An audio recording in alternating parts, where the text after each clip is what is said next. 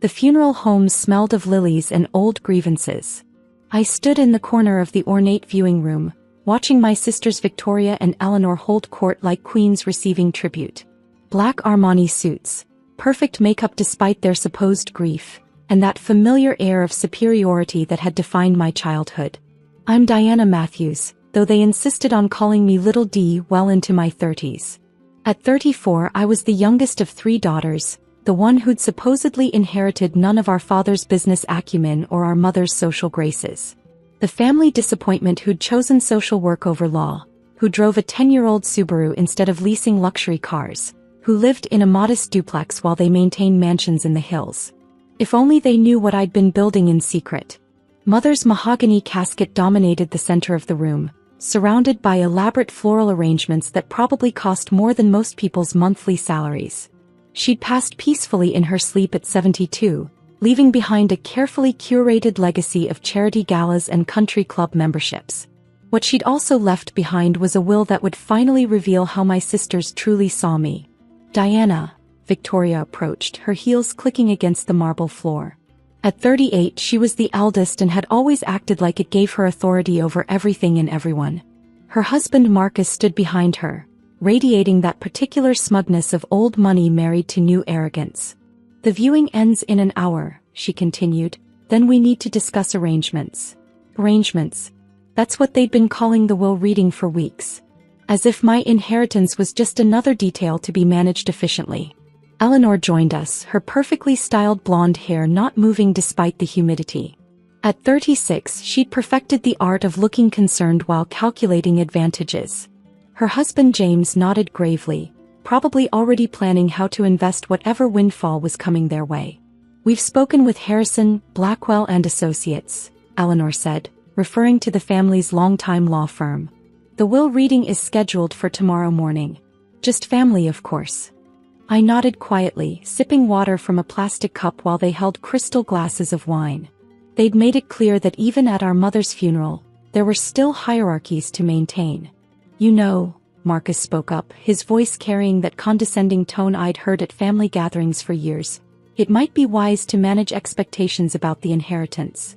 What Marcus means, Victoria translated, though I'd understood perfectly, is that mother was very specific about rewarding success and responsibility. Success and responsibility. Code words for Diana gets nothing. The truth was I'd seen this coming for years. Every family dinner where they discussed their latest acquisitions while I talked about my nonprofit work. Every holiday where they exchanged expensive gifts while I brought homemade cookies. Every birthday where they boasted about their children's private schools while I mentioned the public school students I mentored. They'd written me off as the bleeding heart who'd never amount to anything financially. And I'd let them. Because while they were busy spending inherited money and living off trust funds, I'd been building something they never expected. Something that would shake our family's foundation tomorrow morning. The next day arrived gray and drizzly, matching the mood as we gathered in the conference room of Harrison, Blackwell and Associates. The law firm occupied the top 3 floors of downtown's most prestigious building, all dark wood and intimidating portraits of founding partners. Robert Harrison himself would be reading the will. At 65 he'd been the family lawyer for decades, present at every major financial decision since Dad's death 5 years ago. He sat at the head of the polished conference table, manila folders arranged precisely before him. Victoria and Marcus took seats on one side, Eleanor and James on the other. I sat alone at the foot of the table, isolated as always. The symbolism wasn't lost on anyone. Before we begin, Robert cleared his throat, I want to express my condolences again. Your mother was an extraordinary woman who built a remarkable legacy. A legacy that included 3 luxury properties, a portfolio of investments, and the controlling interest in Matthews and Associates, the boutique consulting firm Dad had founded.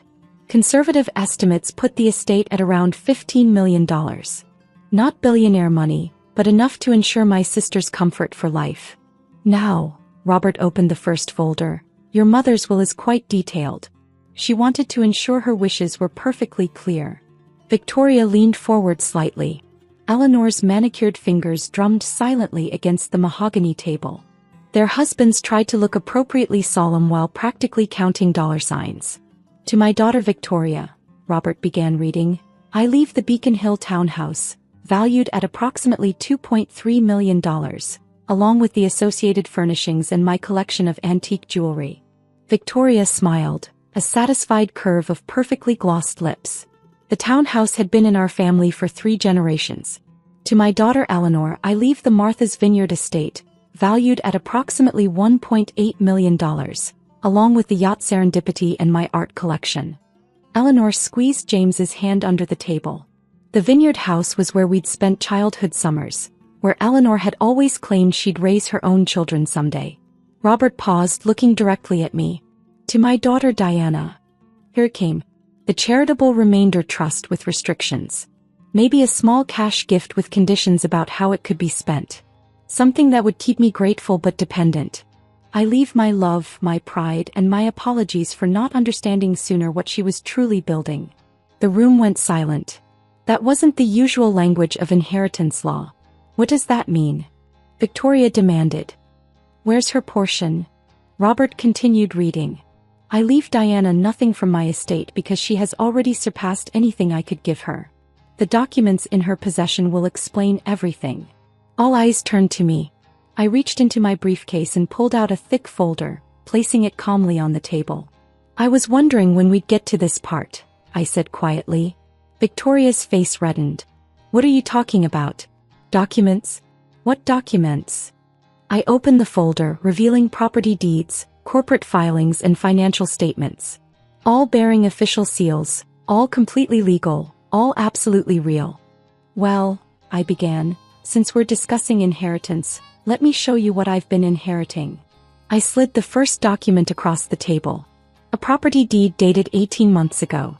Eleanor grabbed it, her eyes scanning frantically. This says you own the Beacon Hill townhouse. I do, I confirmed. Bought it from Dad's estate when he needed liquid assets for his cancer treatment. He didn't want to burden you two with the financial stress, so we kept the transaction private. Victoria snatched the paper. That's impossible. Mother lived there. We have keys. You have keys because I allowed it. Check the deed. Diana Matthews, sole owner. I've been your landlord for over a year. Marcus looked like he might be having a stroke. But the inheritance. I slid another document across. The Martha's Vineyard estate. Also mine. Purchased 2 years ago when Dad's consulting firm hit a rough patch. Again kept private to avoid family drama. James stared at the deed. But Eleanor's getting the house in the will. Eleanor's getting a house I own, I corrected. Mother couldn't leave what she didn't have.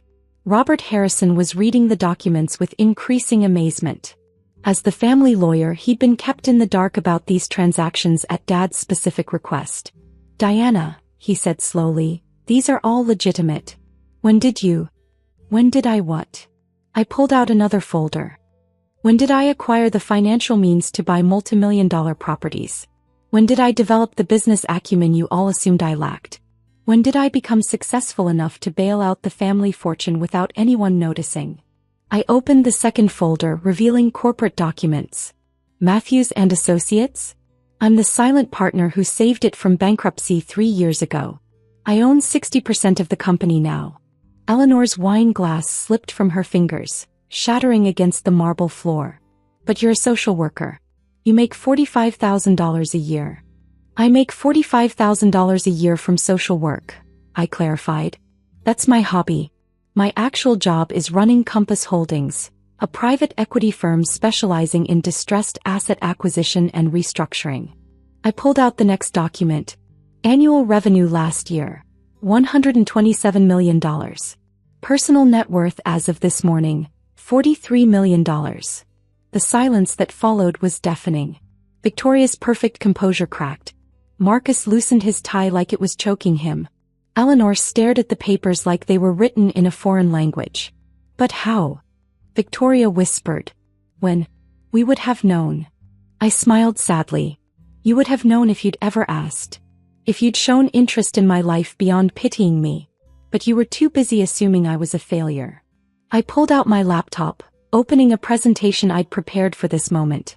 Compass Holdings started 8 years ago with a $50,000 inheritance from Grandma Rose. Remember her? The one whose funeral you all skipped because it wasn't prestigious enough.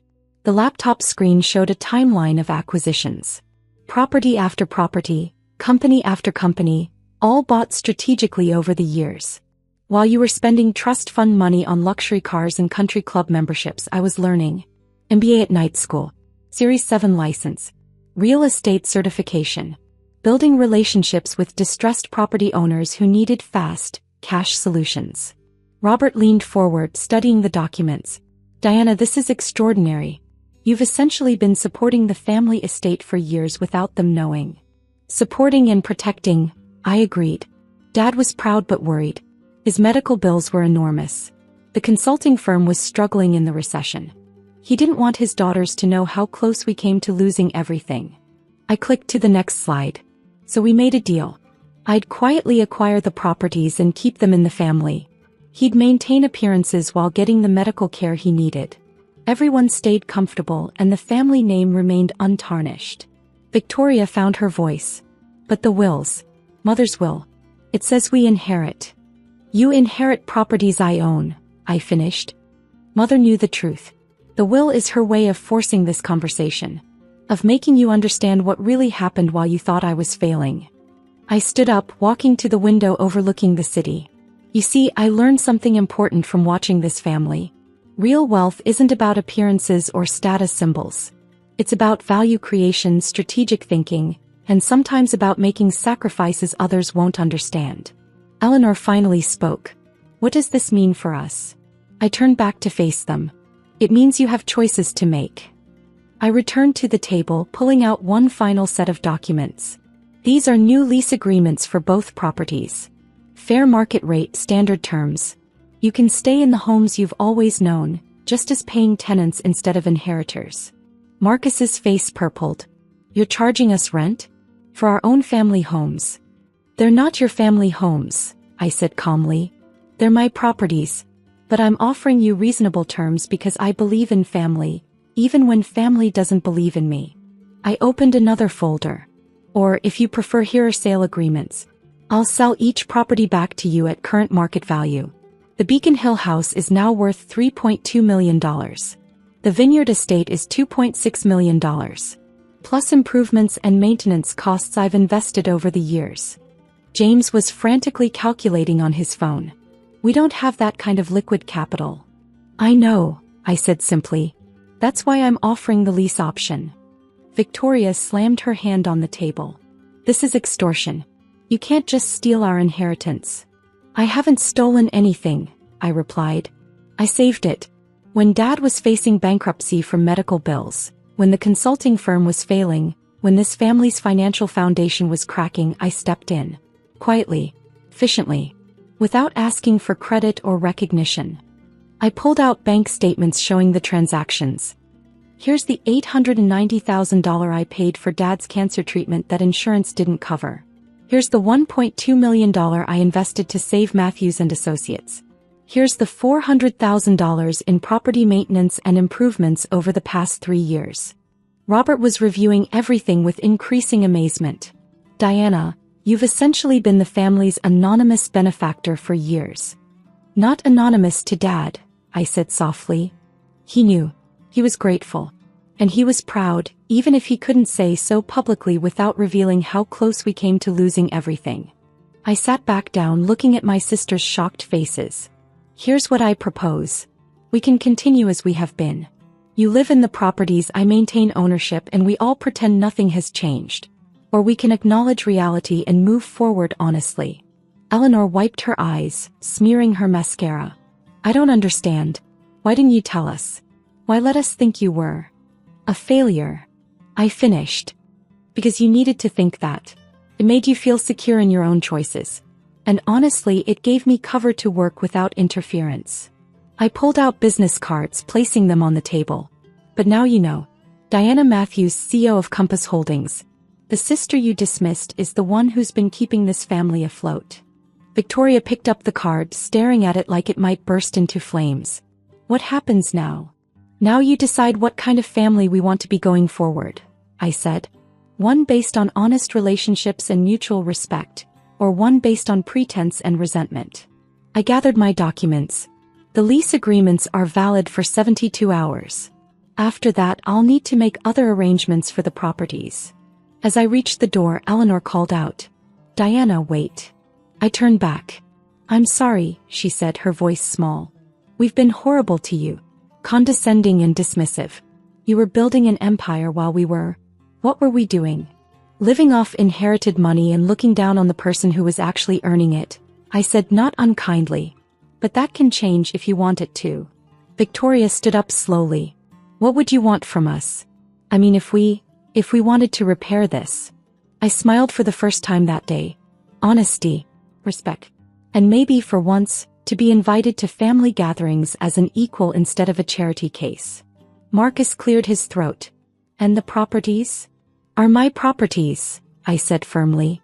"But they can continue being your homes. I believe in family even when family has trouble believing in me."